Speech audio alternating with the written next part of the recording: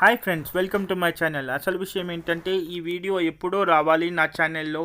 చాలాసార్లు నేను షార్ట్స్ చేసి పెట్టడం జరిగింది. పవన్ కళ్యాణ్ గారి వ్యక్తిగత విషయాలను కలిపి, పవన్ కళ్యాణ్ గారి రాజకీయ చరిత్రని కలిపి ఒక వీడియో చేస్తాను అభిమానుల కోసం అని చెప్పడం జరిగింది. సో దానికి సంబంధించి దయచేసి నన్ను క్షమించండి, చాలా ఆలస్యం అయ్యింది. సో అందుకే పూర్తిగా ఇన్ఫర్మేషన్ గ్యాదర్ చేయడానికి చాలా ఆలస్యమైంది అని చెప్పొచ్చు. So please don't mind. So let get the video started my friends. అసలు విషయం ఏంటంటే ఒక వ్యక్తిని ఎన్ని రకాలుగా అవమానించాలో అన్ని రకాలుగా అవమానించారని చెప్పాలి. అండ్ వ్యక్తిగత విషయాలను కావాలని రాజకీయాల్లో తను పార్టీ పెట్టినప్పటి నుంచి తను 10 సంవత్సరాల పాటు ఇటు పార్టీని నిలబెట్టడానికి పవన్ కళ్యాణ్ గారు ఎంత కష్టపడ్డారో మనకు తెలుసు. అండ్ తను కూడా గెలవలేదు. అండ్ తను గెలవనప్పుడు కూడా తనకున్న ఒక ఎమ్మెల్యేని కూడా ప్రతిపక్షం తీసుకోవటం జరిగింది. అక్కడ ఓట్ బ్యాంక్ కూడా నిల్ అయిపోయినప్పుడు 10 సంవత్సరాల పోరాటంతో పవన్ కళ్యాణ్ గారు మళ్ళీ తన ప్రస్థానాన్ని మొదలు పెట్టారని చెప్పాలి. సో దానికి సంబంధించి చాలా ఇన్ఫర్మేషన్ గ్యాదర్ చేశాను. అసలు విషయం ఇక్కడి నుంచే ప్రారంభం అవుతుంది. అండ్ ఎప్పుడైతే ఆయన పార్టీ 10 సంవత్సరాల క్రితం పెట్టారో అప్పుడు చాలామంది అప్పుడున్నటువంటి రాజకీయ పరిస్థితులు కూడా అసలు సమకూలంగా లేవు అని చెప్పాలి. ఎందుకంటే రాష్ట్రం విడిపోవడం కానీ, కొత్త రాష్ట్రం ఏర్పడాల్సినటువంటి సందర్భంలో 2 రాష్ట్రాలకు ప్రభుత్వాలు వేరైపోవడం కానీ, మరి ఎందుకు ఒకసారి మరి చిరంజీవి గారు రాజకీయాల్లోకి వచ్చిన తర్వాత ఆయన పార్టీని విలీనం చేసిన తర్వాత కూడా మళ్ళీ పవన్ కళ్యాణ్ గారు రాజకీయాల్లోకి రావాల్సిన అవసరం ఏముంది అని ఇంత ప్రాణంగా అభిమానించి అభిమానులు కూడా అసలు ఈ పార్టీ వల్ల ఏమన్నా అవుతుందా అని తను తొలిసారి కంటెస్ట్ చేసే సమయంలో కూడా తనని ఓడించినటువంటి పరిస్థితి అని చెప్పుకోవచ్చు. మరి అక్కడి నుంచి తనకు పార్టీకి నడపడానికి కనీసం నిధులు కూడా లేనటువంటి పరిస్థితిలో దీనికి సంబంధించి ఆయన ఒక మహాయుద్ధమే చేశారు. మళ్ళీ ఇప్పుడు డిప్యూటీ సీఎం స్థాయికి రావటానికి అని చెప్పొచ్చు. ఎందుకంటే తను ఎదుగుతున్నాడు, తను రాజకీయాల్లో పట్టు సాధిస్తున్నాడు అని ఆలోచించినటువంటి ప్రతి సమయంలో ఆయన వ్యక్తిగత విషయాలన్నిటినీ తీసుకొచ్చి ప్రతి యూట్యూబ్ ఛానళ్ళు కానివ్వండి, ప్రతి సోషల్ మీడియా కానివ్వండి, అసలు ఎక్కడైనా కూడా కొంతమంది కావాలని డబ్బులు తీసుకుని కూడా వ్యక్తిగత విషయాలని కావాలని ప్రస్తావించి పవన్ కళ్యాణ్ గారిని పర్సనల్గా టార్గెట్ చేశారు. అయితే ఇక్కడే అభిమానులు ఆలోచించడం మొదలు పెట్టారని చెప్పుకోవచ్చు. ఎందుకంటే మనిషి ఒక్కడే ఉన్నాడు. ఆయనకు అసలు ఆ సందర్భంలో ఎలాంటి సభ్యులు కూడా లేరు. అయినా కానీ ఒక వ్యక్తిని ఎందుకు ఇంతలా టార్గెట్ చేస్తున్నారు? వ్యక్తిగత విషయాలకు మరి ఈ రాజకీయం అనేది సేవాతత్వంతో ఉన్నటువంటి ఒక సీరియస్ సబ్జెక్ట్.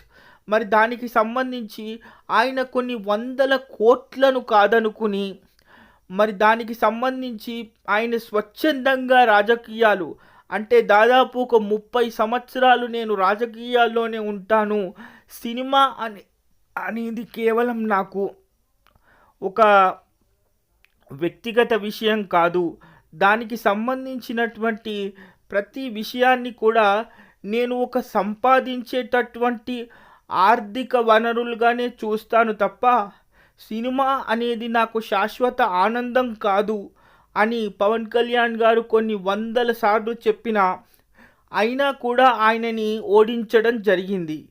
కానీ ఎప్పుడైతే తన వ్యక్తిగత విషయాలను తీసుకుని వాళ్ళు కావాలని ఇవన్నీ చేయటం మొదలుపెట్టారో ప్రజల్లో కూడా ఒక ఆలోచన మొదలైందని చెప్పాలి.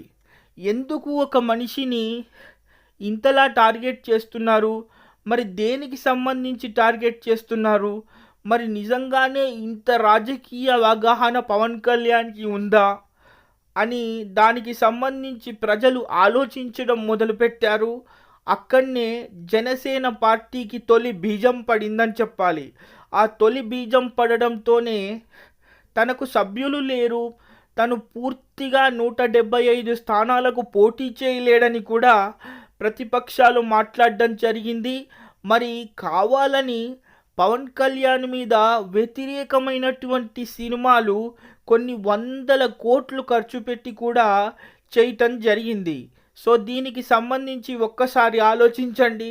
కావాలని డబ్బులు ఇచ్చి మరి పవన్ కళ్యాణ్ గారి మీద సినిమాలు చేసి వాళ్ళు ఏం లాభపడలేదు. ఇప్పుడు ప్రస్తుతానికి పూర్తిగా ఆయన డిప్యూటీ సీఎం పదవిలో ఉన్నారు అండ్ జనసేన పార్టీ అధికారంలో ఉంది కాబట్టి ఇప్పుడు ఈ సందర్భాలన్నిటినీ అభిమానుల కోసం తెలుసుకోవాలని Pawan Kalyan the real game changer అనే స్థాయిలో ఈ వీడియో అభిమానుల కోసం చేయటం జరుగుతుంది.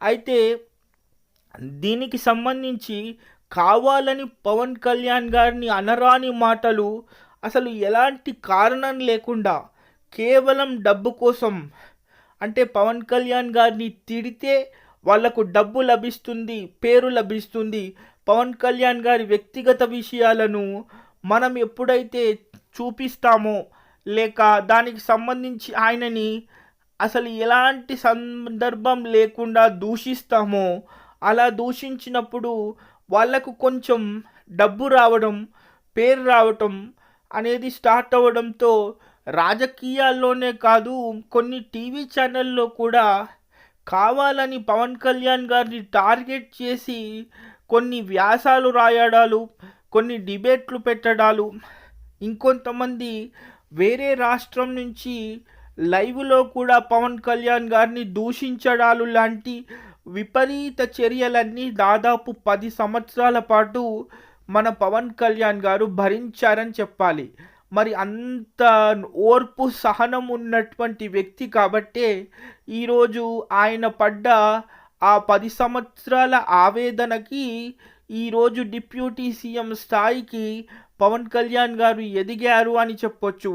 ఎందుకంటే రాజకీయాల్లో ఎదగడం అనేది మామూలు విషయం కాదు. సినిమాల్లో అంటే అన్నయ్య మెగాస్టార్ కాబట్టి అసలు ఎలాంటి ఇబ్బంది లేకుండా ఆయనకు ఎంట్రీ లభించి ఉండొచ్చు. కానీ రాజకీయాల్లో మాత్రం ఒకసారి అన్నయ్య వచ్చి ఆయనకి రాజకీయాలనేది ఆ ఒంటికి ఆ వ్యక్తిత్వానికి పడక చిరంజీవి గారు రాజకీయాలు పూర్తిగా వద్దు అని అనుకున్నటువంటి సందర్భంలో నేను జనాల కోసమే ఏదైనా ఒకటి చెయ్యాలి, నేను జనాలు ఇచ్చిన డబ్బుతో ఆనందంగా బ్రతుకుతున్నాను, కానీ జనాలు బాగాలేరు, ఇప్పుడు రాష్ట్రాలు కూడా విడిపోయాయి, ప్రస్తుతం ఉన్నటువంటి ప్రభుత్వం అనేది ఎక్కడ కూడా సరిగ్గా పరిపాలన లేదు అనే ఒక ఆలోచనలతో పుట్టినటువంటి పార్టీ జనసేన అని చెప్పుకోవచ్చు. సో దీనికి సంబంధించి ఆ ఆలోచన పుట్టినటువంటి సందర్భంలోనే తనకు ఎలాంటి ఆర్థిక సాయం కూడా లభించాలి అంటే మళ్ళీ ఏదైనా ఒక సినిమా చేసుకుని ఆ వచ్చిన డబ్బుతోనే పార్టీ నడుపుకోవాల్సినటువంటి పరిస్థితిలో ఆయన 10 సంవత్సరాల సంఘర్షణ, 10 సంవత్సరాల అవమానాలు, 10 సంవత్సరాలు ఆయన పడ్డటువంటి కష్టము, ఆయన చేసినటువంటి కార్యదీక్షతోనే ఈరోజు డిప్యూటీ సీఎం స్థాయిలో పవన్ కళ్యాణ్ గారు ఉన్నారని చెప్పొచ్చు. ఎందుకంటే సినిమాల్లో చిరంజీవి గారి ప్రోద్బలంతోనే ఆయన మెట్టు ఎదిగినప్పటికీ రాజకీయాల్లో మాత్రం ఆయన స్వంతగానే వచ్చి ఈరోజు దేశ రాజకీయాలనే శాసించి నరేంద్ర మోడీ గారు 3 సార్ల ప్రధానమంత్రి అయినా కానీ ఆయన ప్రధానమంత్రి అయిన తొలి ఈ సందర్భంలో మూడోసారి ఆయన మీటింగ్లో చెప్పినటువంటి మాటలను ఒక్కసారి మనం గుర్తు చేసుకుంటే పవన్ కేవలం ఈరోజు గెలవడమే కాదు, రాష్ట్ర రాజకీయాలనే కాదు, దేశ రాజకీయాలకే ఒక్కసారి సంకల్పించుకుంటే రాజకీయాల్లోకి వచ్చేవాళ్ళు ఎంత పట్టుదలతో ఉండాలనేది పవన్ కళ్యాణ్ గారు నిరూపించారు అని 3 సార్ల ప్రధానమంత్రిగా అయినటువంటి నరేంద్ర మోడీ గారే నేను పవన్ కళ్యాణ్ గారి వ్యక్తిత్వానికి ప్రత్యేకమైన అభిమానిని అని చెప్పే స్థాయికి తాను రాజకీయాలు చేశాడు అంటే మాత్రం దీన్ని మాత్రం సెల్ఫ్ మేడ్ స్టార్ అని అనొచ్చు.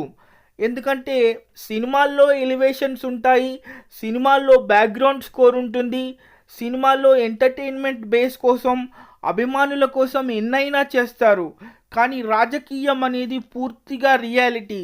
ఇక్కడ మనం ఏదైనా సహాయం చేసినప్పుడు కూడా దానికి ప్రతిఫలం వస్తుందో లేదో తెలియనటువంటి పరిస్థితిలో రాజకీయాలు ఉంటాయి. అండ్ అప్పటికి కూడా కొత్తగా ఏర్పడ్డటువంటి రాష్ట్రం కాబట్టి అసలు అంత ఓట్ బ్యాంక్ ఉందా లేదా అని కూడా చాలామంది నేను పవన్ కళ్యాణ్ గారి స్నేహితుణ్ణి అని మాట్లాడే వాళ్ళు కూడా ఆ సందర్భంలో పవన్ కళ్యాణ్ గారిని అసలు నమ్మకుండా వేరే పార్టీలోకి వెళ్ళిపోయి డబ్బు కోసం పవన్ కళ్యాణ్ గారిని తిట్టిన సందర్భాలు కూడా ఉన్నాయి.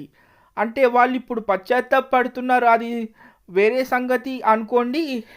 కానీ ఇది మాత్రం ఎప్పుడైతే ఇక్కడమ్మా ఎక్కడబ్బాయితో తొలి సినిమాతో తన ప్రస్థానం మొదలుపెట్టారో ఇప్పుడు ప్రస్తుతం డిప్యూటీ సీఎం స్థాయికి వచ్చేంత వరకు నిజంగా పవన్ కళ్యాణ్ గారు ఏం చేయాలన్నా కూడా తను సొంతగా కష్టపడి నేర్చుకున్నటువంటిదే తప్ప అది మామూలు విషయం, మామూలు కార్యసాధన, మామూలు కృషి కాదు. ఎందుకంటే ఒక 10 సంవత్సరాల ఆవేదన, 10 సంవత్సరాల సంఘర్షణతోనే ఈరోజు ప్రస్తుతానికి డిప్యూటీ సీఎం స్థాయి పవన్ కళ్యాణ్ గారిని వరించింది అని చెప్పొచ్చు. అసలు విషయం ఏంటంటే ఏ నోటితోనైతే తిట్టారో అదే నోటితో పొగిడించుకోవడం అనేది కేవలం మెగా ఫ్యాన్స్కి మాత్రమే తెలుసు ఆ ఆనందం ఎలా ఉంటుందో.